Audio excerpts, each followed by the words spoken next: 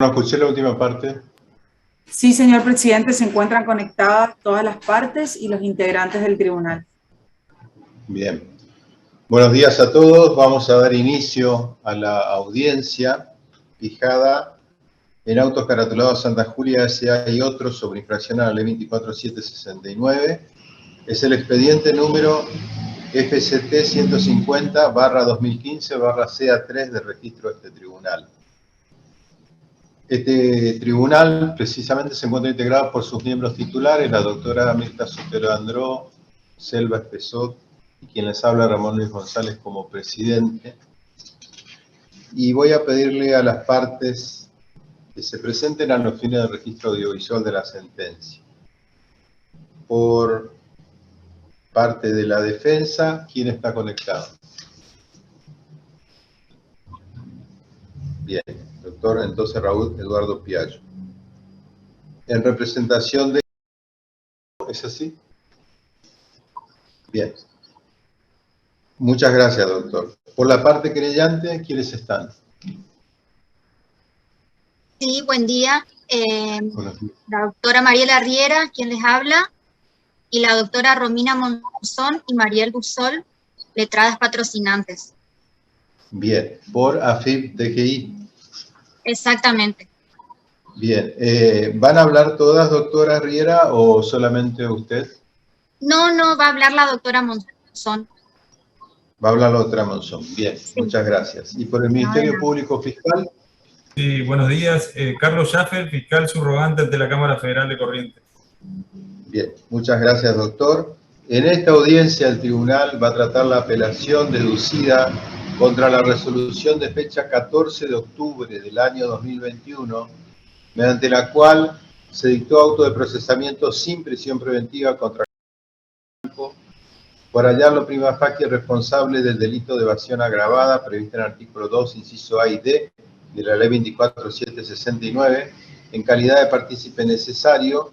También ordenó el juez trabar embargo sobre sus bienes hasta cubrir la suma de 10 millones de pesos. Ese es el auto que ha venido apelado y con relación a ello vamos a conceder la palabra a la parte apelante, que es la defensa, ¿verdad?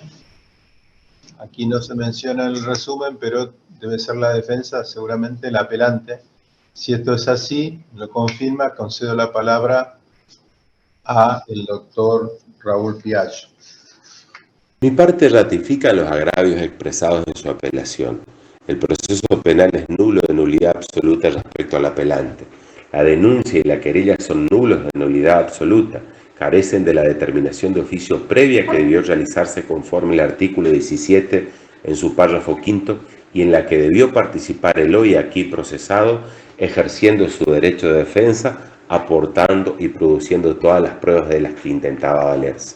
En el párrafo quinto del artículo 17 se establece: el procedimiento del presente artículo deberá ser cumplido también respecto de aquellos en quienes se quiera efectivizar la responsabilidad solidaria del artículo 8. Y el artículo 8 dice: responden con sus bienes propios y solidariamente con los deudores del tributo.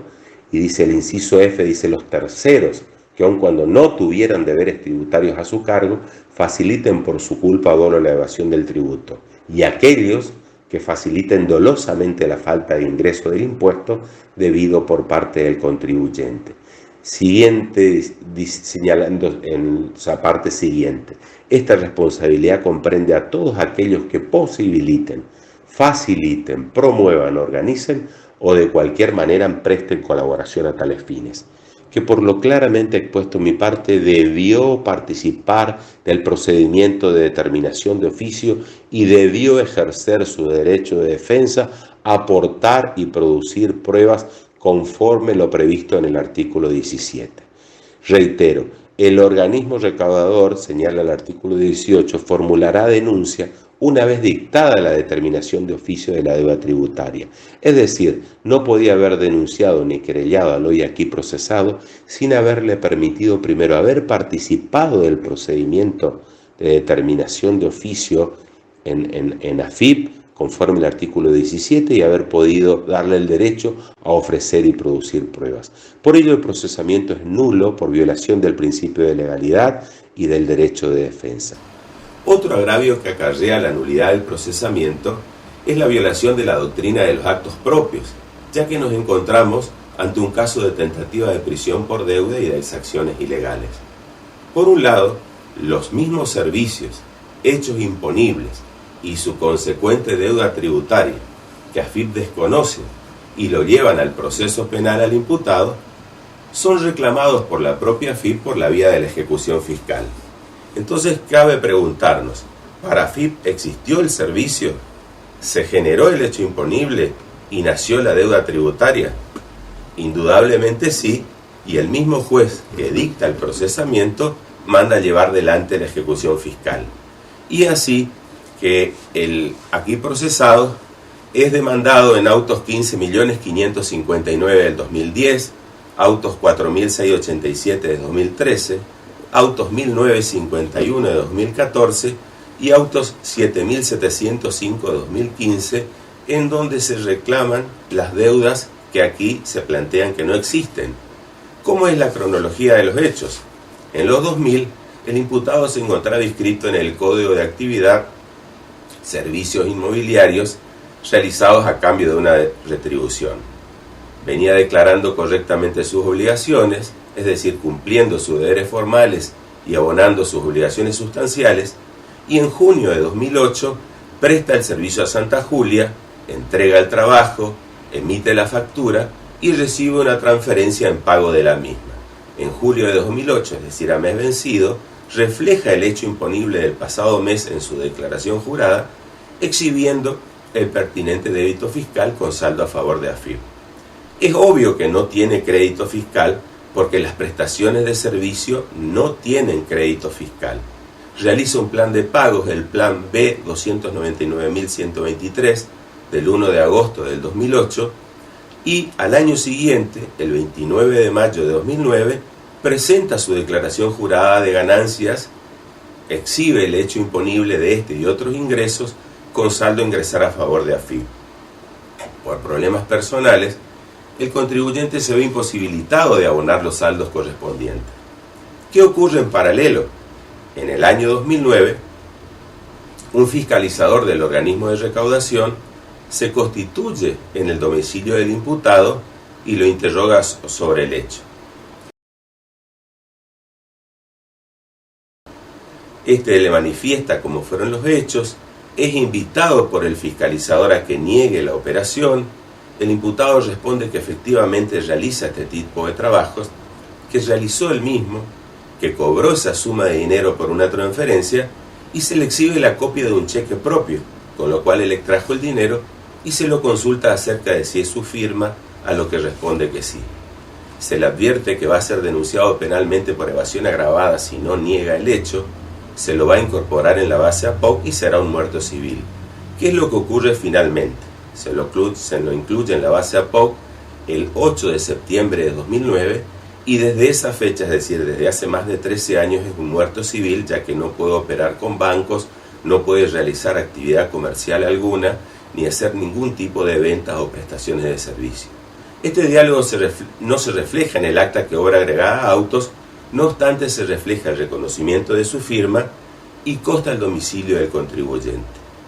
Otro agravio que causa a mi parte el procesamiento y la denuncia es su falta de fundamentación. Se impugna la operación realizada por mi defendido por considerarlo sin capacidad económica. De estos autos surge que tiene 2 casas y 2 automóviles.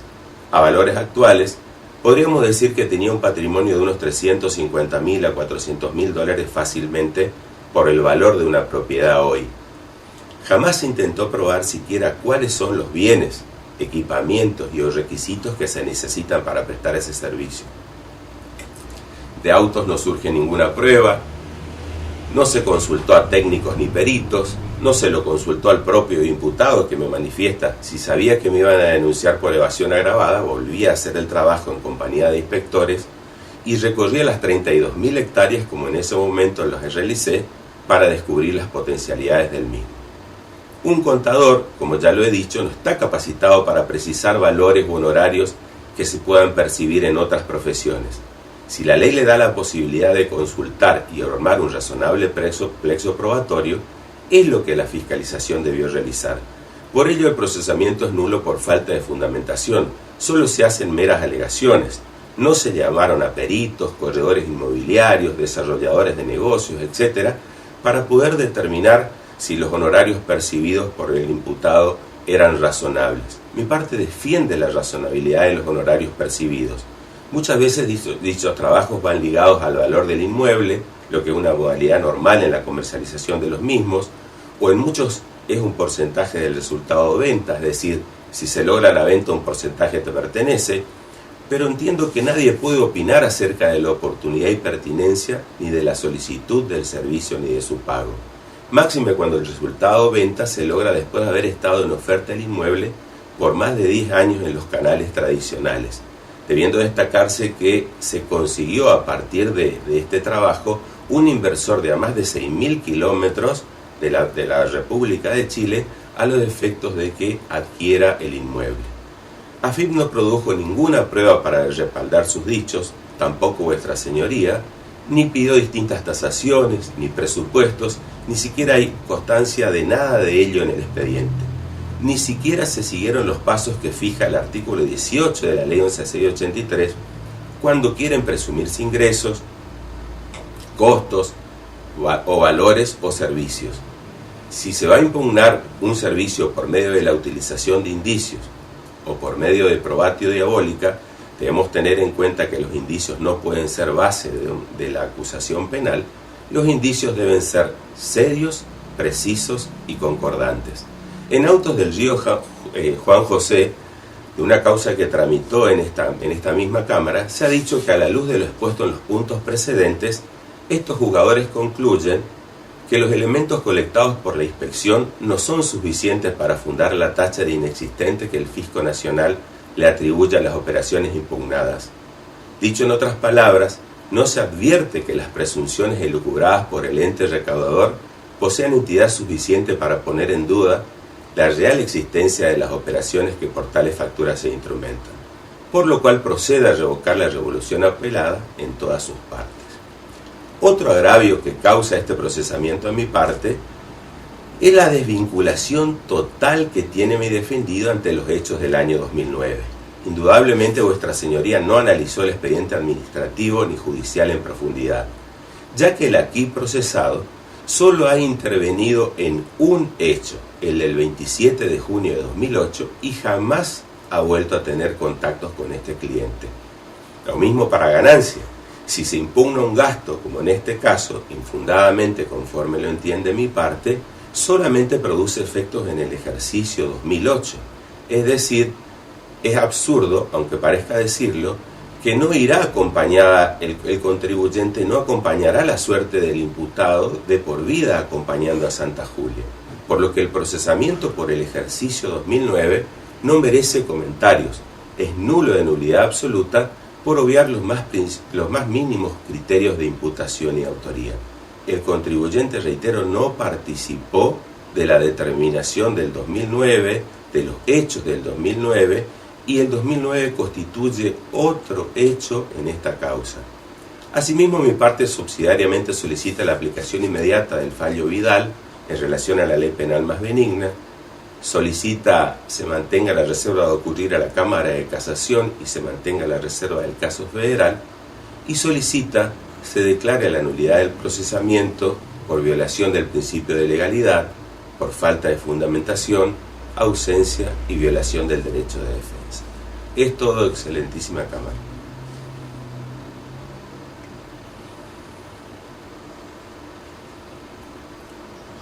Muchas gracias, doctor Piaggio. A continuación voy a conceder la palabra a la parte querellante, a fin de que conforme a lo que me han informado entonces, sería la doctora Romina Evelyn Monzón quien nos haría uso de la palabra, ¿es así? Sí, señor presidente. Buenos días a todos. Tiene la palabra doctora Morales. Muchas gracias. Bueno, venimos por este acto nosotros a solicitar primigeniamente se rechace la apelación interpuesta por el doctor Piaggio, que es el patrocinante del imputado en autos, y se confirme y se ratifique en todas sus partes la sentencia de auto de procesamiento del 14 de octubre del 2021, en la cual se lo imputa como partícipe necesario del delito de evasión cometido por la empresa Santa Julia y se lo embarga por un monto de 10 millones de pesos. Sostenemos que la sentencia está apoyada en los hechos comprobados en la causa y en todas las pruebas. De ella surge claramente que la empresa se ha tomado crédito fiscal espurio y ha incluido en sus declaraciones juradas engañosas compras y créditos inexistentes, no pudiendo probar la verosimilitud de determinados negocios, como por ejemplo el negocio realizado con el señor. Se refería a una compra-venta de inmuebles. En cuanto a la base fáctica, no ha cambiado. Respecto a la aplicación de la ley penal más benigna, estamos de acuerdo, debe aplicarse el fallo Vidal. Del análisis realizado por esta parte, creo que quedaría incluido el periodo de IVA 2008, que sería por un monto inferior a 1,5 millones, específicamente 1.347.107,75. El resto, al no cambiar la base fáctica, quedaría encuadrado en el delito de evasión. Respecto a lo sostenido por el doctor de procedimiento de determinación de oficio, que no se le dio el derecho de defensa al señor. El procedimiento de determinación de oficio, en la parte administrativa, se le determinó deuda a la empresa Santa Julia. Nunca se lo hizo responsable solidario, no se lo hizo responsable solidario, por lo cual todos los artículos que él relata no son de aplicación al proceso penal. Nosotros estamos en un proceso penal donde lo está imputando como partícipe necesario de un hecho, es decir, sin su participación el delito cometido por la empresa Santa Julia no hubiera existido, el delito de evasión específicamente.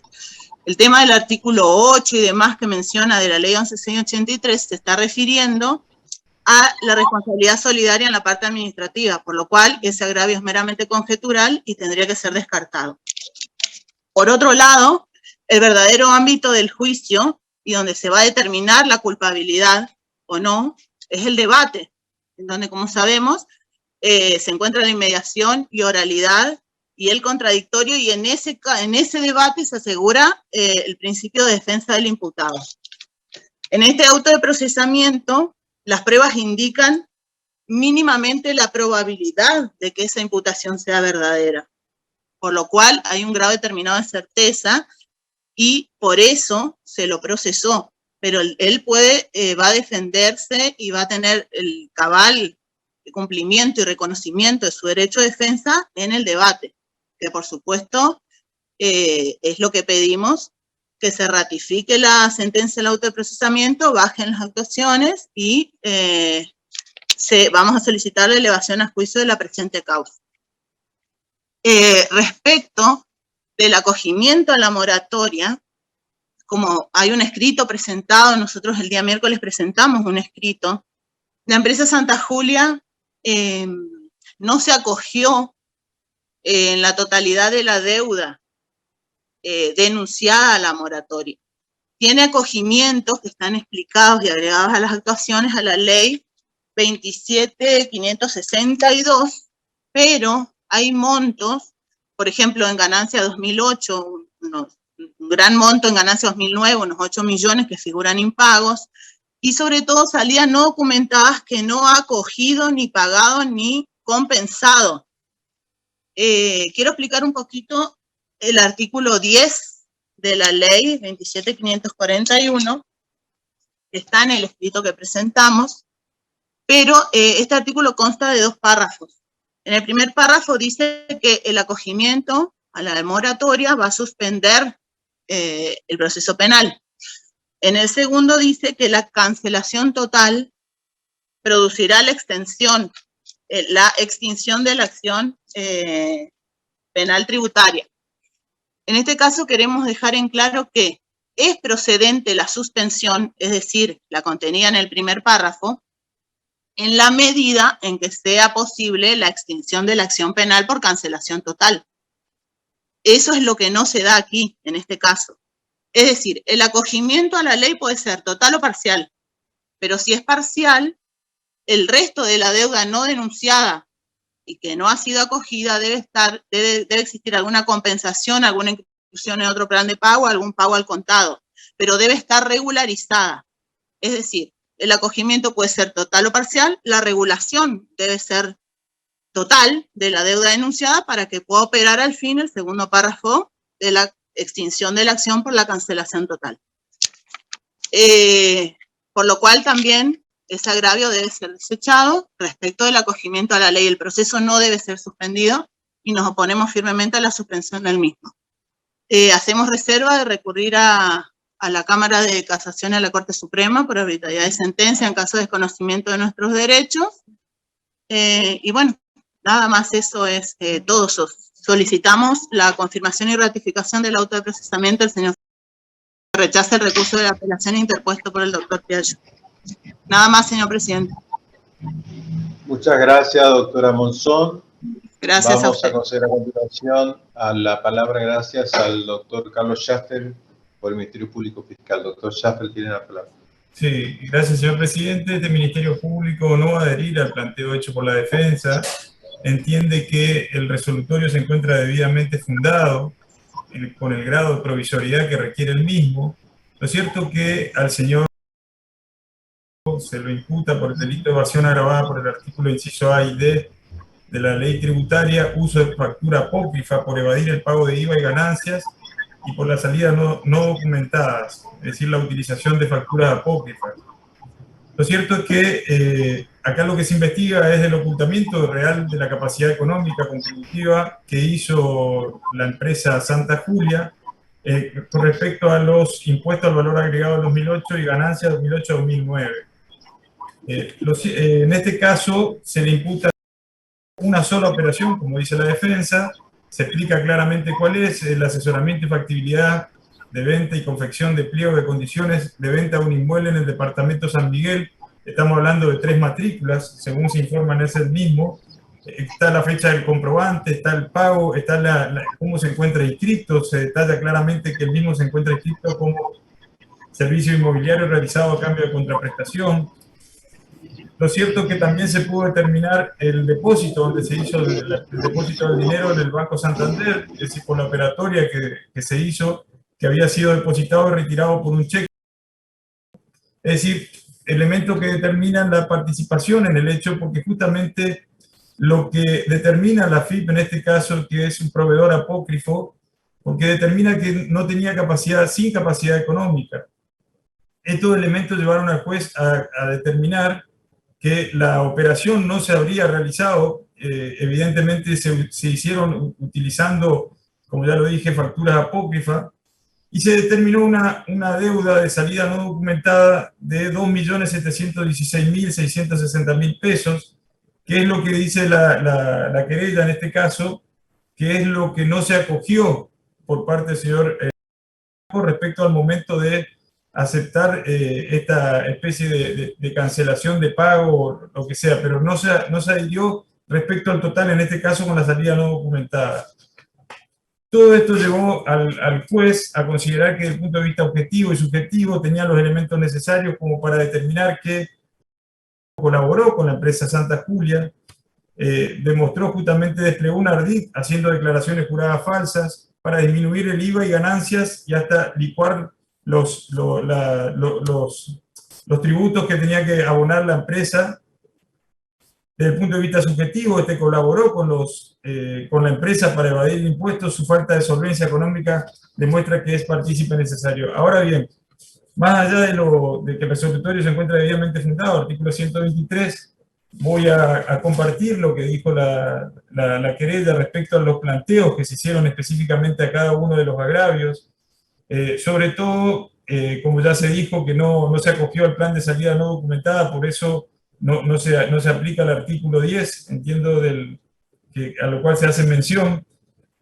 Y respecto a la aplicación de la ley más benigna, también voy a compartir lo que dice la FIP, que debe aplicarse el fallo Vidal, es decir, que determina unos montos más beneficiosos, o sea, la ley penal más benigna.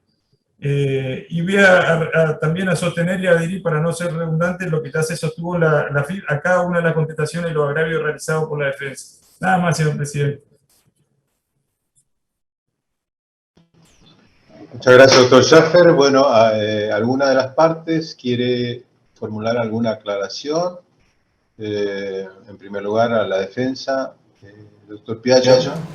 Sí, simplemente, señor presidente. No sé si está conectado. Disculpe, doctor, tiene muteado su micrófono, doctor Piaggio, si puede habilitarlo. Sí, simplemente, señor presidente, reiterar que la calificación de sin capacidad económica no tiene ningún tipo de fundamento ni jurídico ni fáctico. En los propios autos surge el patrimonio del contribuyente, pero en ninguna parte de autos, ni en la sede administrativa, ni en la sede judicial, surgen tareas que se realizaran para poder llegar ni siquiera a esa mínima probabilidad de la existencia de un delito. Es necesario, entiende mi parte, que para poder llegar a impugnar...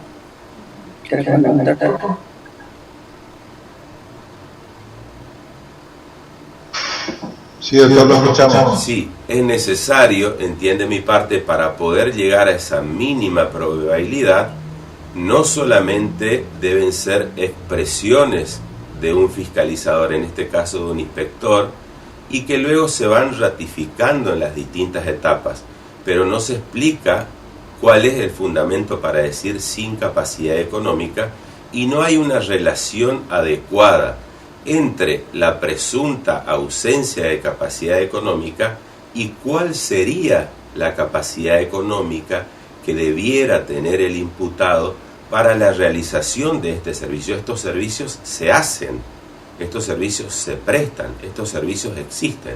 Bueno, ¿cuál es la razón en la que mínimamente se debería decir algo por la cual el aquí procesado no ha podido prestar ese servicio? ¿Cuál es la prueba? ¿Cuál es el elemento? La mera afirmación de que no tiene capacidad económica y luego decir que tiene 2 casas y 2 autos no nos permite concluir con qué elementos debería haber contado, si con una computadora, si con un dron, si con qué elementos debía haber contado el imputado para poder realizar este servicio. Solamente eso quiero que quede precisado, que en autos a lo largo y a lo ancho del expediente, tanto administrativo como en el proceso penal en sede judicial, no hay un solo elemento, una sola prueba que haga referencia a qué se entiende por sin capacidad económica, e inclusive no existe un concepto de lo que es sin capacidad económica en relación a este servicio. Nada más, señor presidente. Muchas gracias, doctor Piaggio. La FIP, parte querellante, ¿quiere decir algo?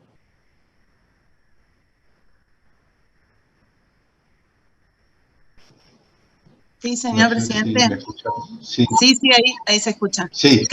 Quería dejar constancia nada más que la última ley de moratoria, que es la 27.653, extendió el plazo para el acogimiento hasta el 31 de marzo, por lo cual todavía tienen, si la empresa desea incorporar parte de la deuda denunciada en la moratoria, puede hacerlo, todavía tiene tiempo.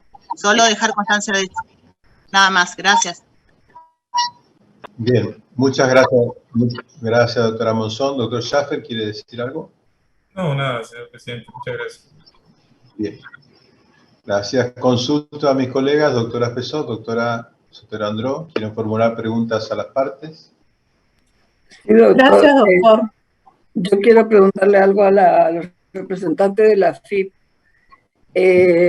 El doctor Piaggio dice que el primer agravio de nulidad que tiene es que no se le exhibió la liquidación previa.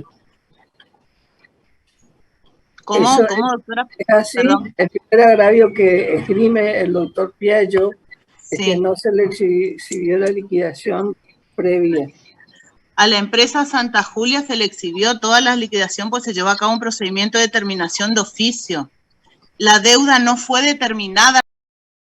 Esa deuda no se le determinó. Él no tuvo un procedimiento administrativo de determinación de deuda en cabeza de él, ni tampoco como responsable solidario. Él solo interviene en este proceso penal como un partícipe necesario de la realización del delito, de la comisión del delito de evasión cometido por la empresa Santa Julia. Él no tiene deuda determinada.